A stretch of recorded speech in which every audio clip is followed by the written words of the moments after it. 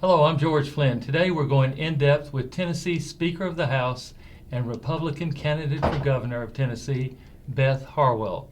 Since taking office in January of 1989, is that correct? Speaker Harwell has served as the House Commerce Committee Chairwoman, House Republican Caucus Whip, and representative of the 56th District. Madam Speaker, thank you very much for being here. Thank you. I'm honored. Well, you're running for governor. Yes, I am. And you made the announcement. Why now are you running for governor? Well, you know, I think in the 7 years that I've been Speaker of the House, I've led through some of our best accomplishments, most successful accomplishments as a state. We've been able to eliminate the inheritance tax, the gift tax, making Tennessee truly a business-friendly state, a place where you want to work and live and now retire. So I'd like to keep our momentum going. Well, you have had the experience as co-chair of the Tennessee 2008 John McCain presidential race. How was that, and what was that path to victory, and what was the biggest challenge in that race? Because you got a lot of statewide experience from that, didn't you? Right, I did. You know, I've traveled this beautiful state for many years now. Party chairman for 4 years, traveling across the state, when we were able to successfully take the Senate for the first time in 140 years for the Republican Party. In addition, I travel the state as now Speaker and go visit many of my members in their districts and help them. And so I'm not new to traveling our state, and certainly I did work in the John McCain's campaign, and we were successful in this state, but we're not overall. Well, once you do a statewide race, you learn that 95 counties is a lot of counties. A lot of counties. And it's a long state. It's a long state, very long state, but a beautiful state. Yes. And you've broken the glass ceiling several times. What is it like to break the glass ceiling? And if you're elected, first female governor, first woman governor, what is your plan for as everyone wants to say, your first 100 days? First 100 days. Well, I don't think anyone should vote for me because I'm a woman, but I will tell you the historical significance is great because in the year 2020, our state will celebrate 100th-year anniversary of Tennessee giving women the right to vote. So it'll be a very historical event. Certainly I've been honored by my colleagues to serve as Speaker, and I've tried to always have an open door and be fair and listen. Yes, you have. And we really appreciate your putting yourself out there for public service all of these years. Coming up next, we'll talk with Speaker Harwell about her prior experience and record as a representative and speaker. Later, we'll get to our rapid fire segment, and we'll be back right after this.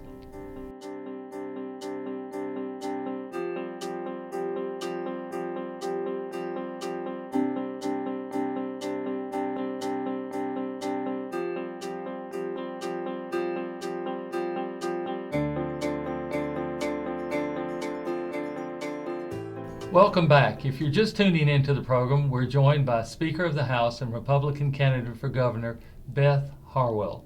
We've been talking with Speaker Harwell about her expectations for the coming months during her campaign. Now we're going to shift gears and talk about her experiences and her record. What drives you to be a public servant? We touched on it briefly, but you've done this for a little while now. And what's the driving force? Well, I really, as a state legislator, always enjoyed the constituent service that I was able to provide. In addition, I really enjoy public policy, and I'm excited about state government because you can truly make a difference at the state level.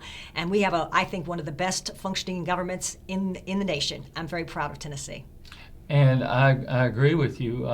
You've been an advocate for women's and children's laws over the years. Tell us a little bit about that. Okay. Well, two pieces of legislation that I'm very proud that I sponsored when I was a member. As Speaker, I don't carry legislation, but when I was a member, I did. And two were very important to me. One was creating what is known as a rape or abuse by an authority figure. It always broke my heart to get him reading a newspaper where a teacher or a counselor had taken advantage of a child. And so we created a new law and made it much stiffer for those people that are in positions of authority to hurt a child. And then secondly, I passed the law that would require repeat rapists to serve their entire sentence, no eligibility for early release or parole. Right. Well, I mean, those are great. Now, you had some very great successes. As Speaker, you had a little bit of controversy You had Jeremy Durham and Mark Lovell. Right. And you did a investigation into Jeremy Durham, but no investigation into Mark Lovell. Why not? Well, Mark chose to resign, and once he became a private citizen, then I would have no authority. So that explains that totally. It was not a judgment on your part at all. No. I'll tell you what, she is interesting, and we've got even more questions for her. We're going to take a short break, and then we'll continue with our rapid fire segment, and we've got a few good questions to close out our segment. We'll be right back.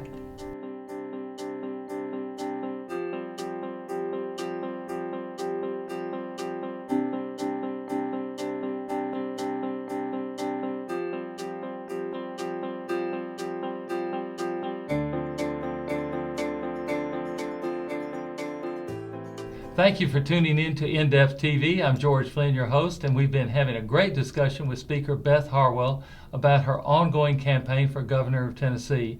We've been asking some tough questions, so let's take a moment and draw back and let's get to know her personally just a little bit. Speaker Harwell, which county and city, and where do you live and where were you born? Where did you grow up? Okay, I grew up in Pennsylvania. I was born in Pennsylvania. I grew up in a family that put a lot of strength on faith and education. So at the age of 16, I came down to attend David Lipscomb University in Nashville, Tennessee. Yay, good for you. All right. And it's been home ever since. I'm married to a Nashvilleian, and we have 3 children. Okay. And I live in Nashville, Davidson County. And what was your first job ever? Growing up, your first job? I was a counselor at a Christian camp in Pennsylvania. You were? Okay. And I'm sure you learned a lot from that. Yeah, I did.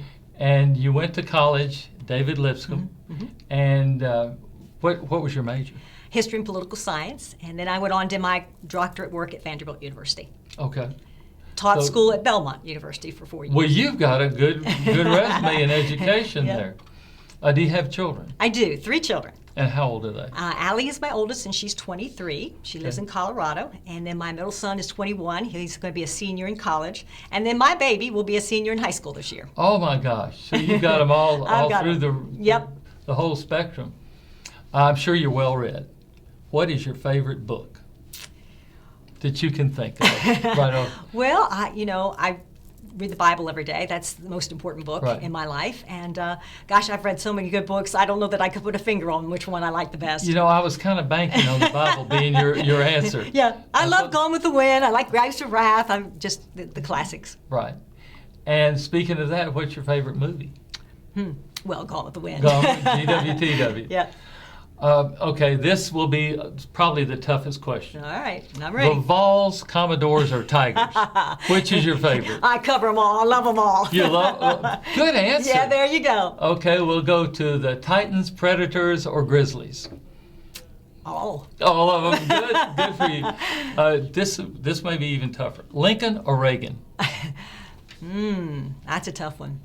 I admire both of them. It was Ronald Reagan that really turned a young person into wanting to be in politics myself, and so Ronald Reagan is certainly one of my heroes. Right. The most important bill you sponsored or co-sponsored, I believe you talked on it, but what would you say the most important one? Oh gosh, just the charter school bill was one I carried. I did the welfare reform bill, Families First. So I've been involved in a lot of different aspects of our state government. Tennessee has a lot of traditions, and you've probably attended most of the traditions. Do you have top 2 or 3 that are your favorite, or one that stands out in your mind that's a lot of fun? I mean, I go to the Catfish Festival in Paris. I've been in Paris, Tennessee. Love the catfish. Representative Wargo was nice enough to walk me around and met so many nice people. Gosh, I love the Strawberry Festival where Curtis Halford took me around. And there's so many good things to do here in Tennessee. Well, that's fantastic. Thank you, Madam Speaker. Those were the easy questions. Now let's get to the issues our viewers want to hear about. Here we go. Pro-life or pro-choice? Pro-life. Pro-life. Okay, are you for or against school vouchers? I'm a mixed bag on that. I certainly can understand the argument for them that the money should follow the child. We certainly allow vouchers in our higher education institutions. But I'm also keenly aware that it does hurt the funding to the local school system. So to me, it seems like we have a compromise here, maybe just a pilot program in one area of the state. Okay. Corporate taxes, would you like to see them raised or lowered? Of course, lowered. You know, one of the things I like about Tennessee is we're the third lowest tax state in the nation, and we're the lowest debt state in the nation. And certainly that, I think, is causing a tremendous amount of growth in our wonderful state. Medicaid or TennCare, should we expand it or stand pat? I think the legislature made the right decision to stand where we are. I think an expansion would have ended up costing our state a tremendous amount of money. And I am hopeful with President Trump that those domestic issues will be turned back to the states where they really can be more efficiently and effectively run. In-state or out-of-state college tuition for our immigrants that are undocumented? I believe they should pay the out-of-state tuition rate. You do? Refugee resettlement, is it a state or a federal issue, would you say? Well, it really is a federal issue. That doesn't mean that we can't take certain actions at the state level. We did pass the no sanctuary cities in the state of Tennessee, and you know Nashville went through a little bit of controversy there and attempted to decide that, but we hold them back. Right. Well, sanctuary cities, are they good or bad for Tennessee? I think they'd be bad for Tennessee. I'm glad that we have a law forbidding them. Okay, should we build up the wall or beef up the border with more agents? I'm talking about the southern border. Well, you know, I think maybe we should do a little bit of both. I think certainly you don't have a country that's safe if you don't protect its borders. Right. Thank you, Madam Speaker. You have answered the tough questions, and we're getting to the end of the program. But we've got a few other things that we'd like for you to talk about, and these are, you know, for you. You're running for governor. There are a lot of people in the field for the Republican primary. Right. How are you differentiated from the other people in the race, would you say? Well, I think I have a record of success in state government and state public policy that I'll run on. I think I have a working knowledge of state government and bring something to the field in that regard. Okay. And if you are actively running. Yes. And some people have said, well, she's Speaker of the House, she should step down from that. How would you juggle both of those, or how will you juggle both of those if you elect to do both? Well, I'm going to stay on as Speaker. I'll complete my term. And of course, if I'm successful, I will not be running for state legislature again. I'll be running for governor. Right. But I will complete my term, similar to what Ned McWhorter did when he was Speaker and ran for governor. So it's not unprecedented? No, it's not. Okay. And you just have the ability to juggle. You are a hard worker. I've watched you work, and you put all the time into it and then some. Yeah. The Memphis Regional Medical mega site. Yes. And between Memphis and Brownsville. You were there with Yes. Representative Eldridge, with Right. Mayor Rawls, and saw that picture. You looked like everybody was pretty hot that day. It was a hot day. What do you think can be done with that site? It certainly is a challenge, and I know it's so important to this area. We want to encourage businesses to come here. We're doing everything we can to be a very business-friendly state. We've reformed our unemployment and workers' comp laws, making us a very business-friendly state. We just have to keep recruiting and keep trying to bring someone there. It needs to happen. As governor, you would have a lot of influence, especially if businesses are considering. You'd be a great salesperson / cheerleader. I certainly for would that try area. to be. Yes, I would. And how would you? Is there anything else you'd like for the voters to know about you? And where can they find more information about you and your campaign? Well, Beth Harwell and a website. So please, it will give you information to contact the campaign there, and love to have people involved. And I truly love the state. And So you are accepting volunteers? Yes. So yes. And you're accepting all kind of help and donations. If elected, Tennessee is notoriously, west, middle, and east. How do you balance that? Well, I think a lot of more attention needs to be directed here to West Tennessee. I'll be honest, I think that we've neglected it a little bit. But, each area of our state has something unique and wonderful to offer. Folks that live in the rural area want to live there. People who live in the urban areas want to live there because each one has something that offers Tennesseans. Tennesseans are gracious people, and each part of our state has something wonderful to offer. This campaign has been predicted to be probably the most expensive primary ever. People are getting out early. People are shifting around, jockeying around. You are stalwart. You've declared your candidacy. You're staying the course. What do you see happening in this campaign? Do you see it ramping up? Do you see it being genteel? Do you see it being an attack type campaign? What do you predict in this governor's campaign? It would be my hope that we run a gracious campaign and that we're kind. I think that reflects well on Tennessee values. I'm hoping that it doesn't have to be so expensive. Someone was saying to me the other day, it's time for us to start having elections and not auctions anymore. My message, I'll raise enough money to get my message out, but I will definitely be outspent by other candidates. But the message is the big thing. Right. And you're running. How do you spend a lot of time on the road, or do you spend more time with voter contact? How do you work that all out? Yeah, it's on the road quite a bit. I love visiting communities and having someone walk me around, introduce me to folks. It's obvious that you do. Yes. I watched that on social media and in the newspaper and radio and TV. It's obvious you do that. The energy level is just, it's something.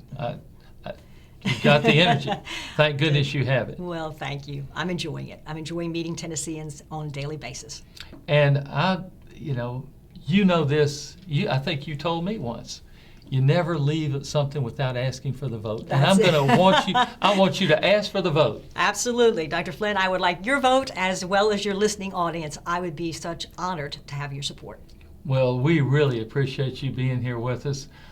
Speaker Beth Harwell, a candidate for governor, thank you for taking your time. I know your schedule is just busy as can be. Well, thank you for having me. And we enjoy getting to know you personally and your program and all of your experience, everything you've done. Thank you very much. Thank you. I'm George Flinn. You've been watching In-Depth TV with Speaker of the Tennessee House, Beth Harwell. She's running for governor, and I hope you'll consider her. Thank you.